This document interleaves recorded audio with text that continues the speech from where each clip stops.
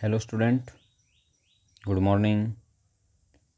आज हम question number 5 करेंगे। अध्याय 2 भारतीय अर्थव्यवस्था के अक्षेत्रक से।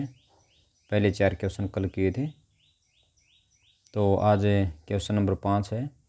प्रच्छन्न व तकनीकी बेरोजगारी का अर्थ बताइए, प्रत्येक का एक उदाहरण दीजिए।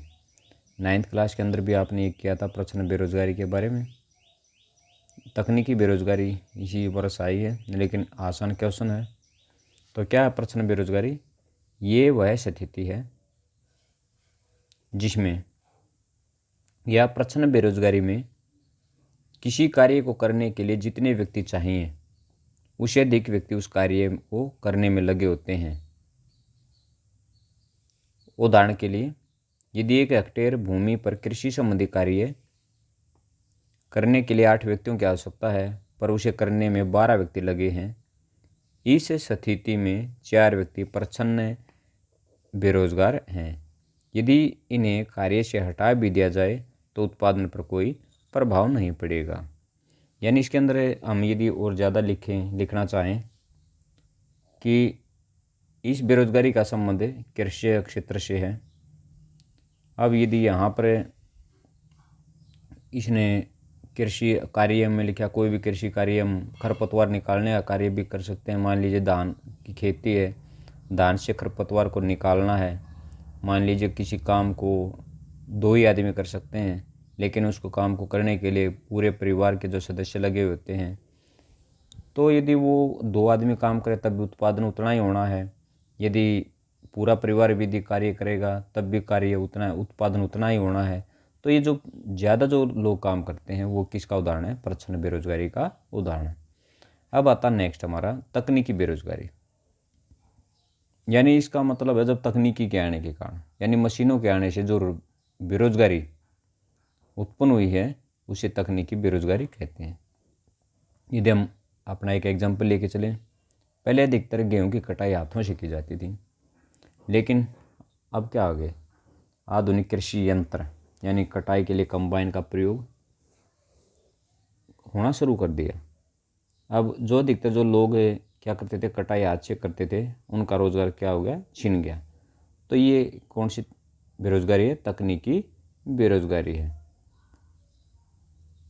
तो इसका क्या लिखेंगे? जब तकनीकी में परिवर्तन के कारण बेरोजगारी उत्पन्न होती है तो इसे तकनीकी बेरोजगारी कहते हैं।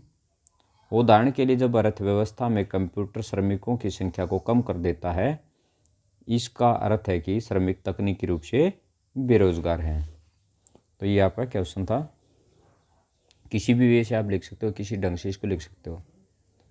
नेक्स्ट आता है राष्ट्रीय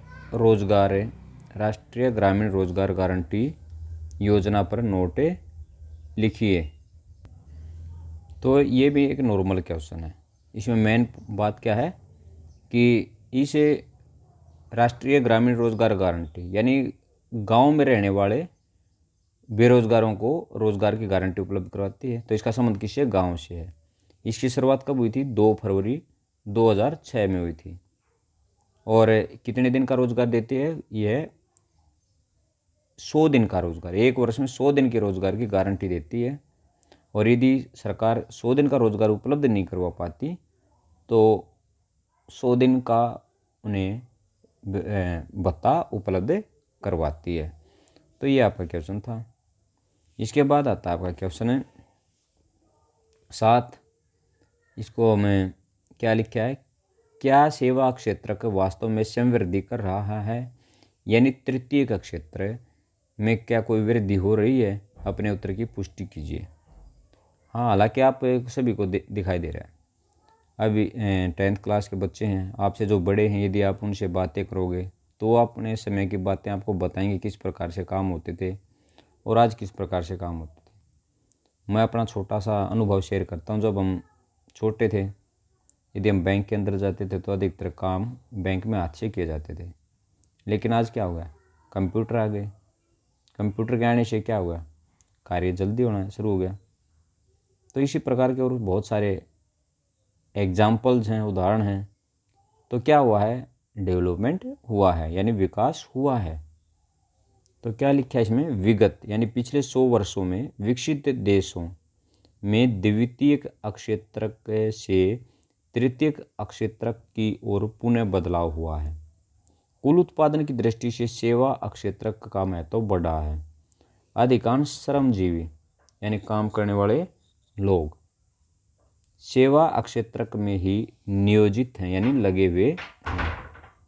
भारत में भी तृतीयक अक्षेत्र का महत्व बढ़ गया है।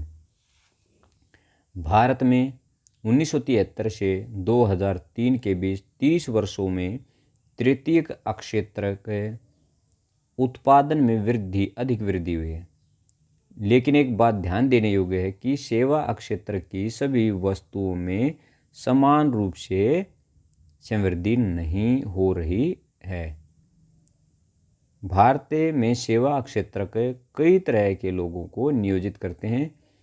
एक और उन सेवाओं की संख्या सीमित है जिसमें अत्यंत कुशल और शिक्षित श्रमिकों को रोजगार मिलता है।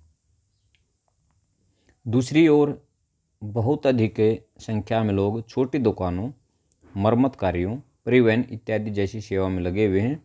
वे लोग बड़ी मुश्किल से जीविका निर्वाह कर पाते हैं। अतः सेवा क्षेत्रों के कुछ भोगों का ही महत्व बढ़ रहा है। यानी कहने का मतलब है कुछ क्षेत्र तो ऐसे हैं या कुछ रोजगार तो इस क्षेत्र के ऐसे जहाँ पर लोगों ने काफ़ी पैसा कमाया है या उनका जीवन समृद्ध हुआ है, आजीविका के उनके साधन बड़े हैं। लेकिन कुछ क्षेत्र ऐसे हैं जहाँ पर लोगों का जो डेवलपमेंट है वो इतना नहीं हो पाया, जिनके कारण उनका जीविका के जो स्रोत है वो भी कम हुए हैं या उनका आय बहुत ही कम है। तो ये हमारा जो कंपैरिजन किया है कि वृद्धि हुई है लेकिन कम, यानी इनके क्या है, इनके में जो तुलनात्मक अध्ययन है वो उसके अंदर काफ़ी भिन्नता पाई है। अब आता है जीडीपी एवं रोजगार की दृष्टि से तृतीयक क्षेत्रक और अन्य क्षेत्रकों की समृद्धि दर की तुलना करें। यानी ये जीडीपी है, इसका प्रथम, द्वितीय और तृतीयक क्षेत्र के बीच में क्या करना, तुलना करना। आज भी अधिकतर जो जनसंख्या है, यानी कहने का मतलब है जब हम आज़ाद हुए थे 75% जो लोग थे वो कृषि कार्य करते थे। आज भी जो प्राथमिक क्षेत्रक हैं यानी कृषि व कृषि क्रियाएं से संबंधित जो कार्य हैं वो 75% लोगों को रोजगार प्रदान करवाते हैं। यानी इनके अंदर रोजगार की वृद्धि है।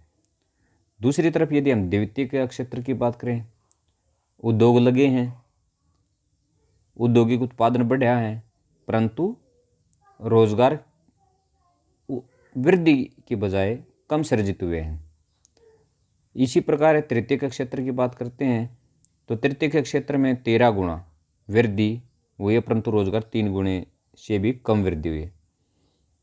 अतः तृतीयक क्षेत्र जीडीपी में अपना हिस्सा बढ़ाने में कामयाब हुआ है, लेकिन रोजगार देने से प्राथमिक और द्वितीयक क्षेत्रों से पीछे है। तो हमने इसका सारांश रूप से किया।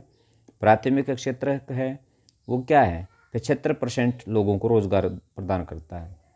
जीडीपी में भी योगदान उनका 75% है।